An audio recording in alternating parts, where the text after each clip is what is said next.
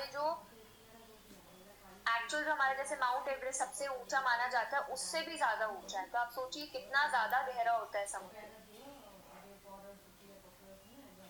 Lithosphere is the domain that provides us forest, grasslands for grazing, land for agriculture and human settlement.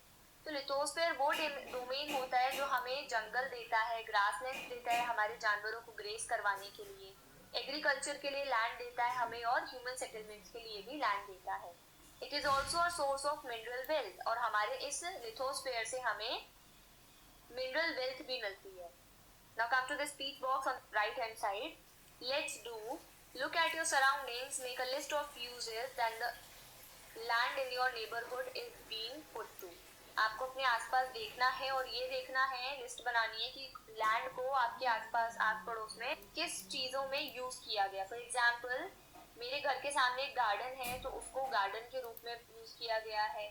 आसपास के जो area है वहां पर एग्रीकल्चर, और मेरे आजू बाजू के जो घर है वहां पर उनको कंस्ट्रक्शन के लिए, ह्यूमन सेटलमेंट के लिए यूज किया गया है।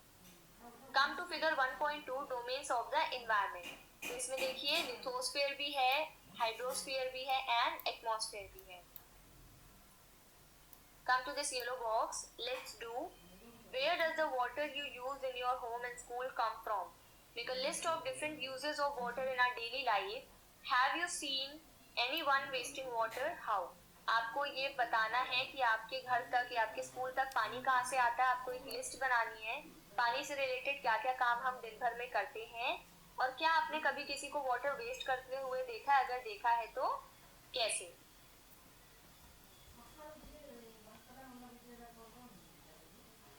Now come to the paragraph below the figure 1.2. The domain of water is referred to as hydrosphere. It comprises various sources of water and different types of water bodies like rivers, lakes, seas, oceans, etc. तो जो water का domain होता है उसको hydrosphere बोला जाता है। उसमें बहुत सारे टाइप के वाटर रिसोर्सेज आ सकते हैं, जैसे कि वाटर बॉडीज आ सकती हैं, जैसे कि rivers, lake, seas, ocean etcetera. It is essential for all living organisms, और पानी बहुत ज्यादा जरूरी होता है हर जीवित प्राणी के लिए। The atmosphere is the thin layer of the air that surrounds the earth. The gravitational force of the earth holds the atmosphere around it. Atmosphere जो होती है एक थिन लेयर ऑफ एयर होती है जो हमारे पूरे अर्थ को सराउंड करती है, मतलब एक रैपिंग टाइप की कर देती है थिन लेयर की ऑफ एयर, और ग्रेविटेशनल फोर्स की वजह से जो हमारा अर्थ है हमारे इस एटमॉस्फेयर को होल्ड करके रखता है। नहीं तो अगर एटमॉस्फेयर की ये लेयर नहीं होगी तो हम सूरज की गर्मी से या बहुत ज्यादा एक्सट्रीम ठंडी से मर जाएंगे, और यहाँ पर जो लिविंग जो कंडीशंस है वो एग्जिस्ट नहीं कर पाएंगे। Come to the speech box, let's do. Observe the sky while coming to school. Make a note whether the day is cloudy, rainy, sunny, foggy, etc. तो ये आपको नोट करना है। It protects us from the harmful rays and scorching heat of the sun. It consists of a number of gases, dust and water vapor. The changes in the atmosphere produce changes in weather and the climate. तो ये जो atmosphere की layer होती है ये हमें जो सन की हार्मफुल रेज होती हैं जिससे हमें बहुत सारे स्किन डिजीजेस हो सकते हैं उससे बचाती है। इसमें बहुत सारे गैसेस होती हैं, डस्ट होता है, वाटर वेपर होता है, और अगर एटमॉस्फेयर किसी जगह का चेंज होता है तो वहां का वेदर और क्लाइमेट भी चेंज होता है। Plant and animal kingdom together make biosphere और the living world. It is a narrow zone of the earth where land, water and air interact with each other to support life. Plant और animal kingdom दोनों मिलकर biosphere या फिर living world बनाते हैं।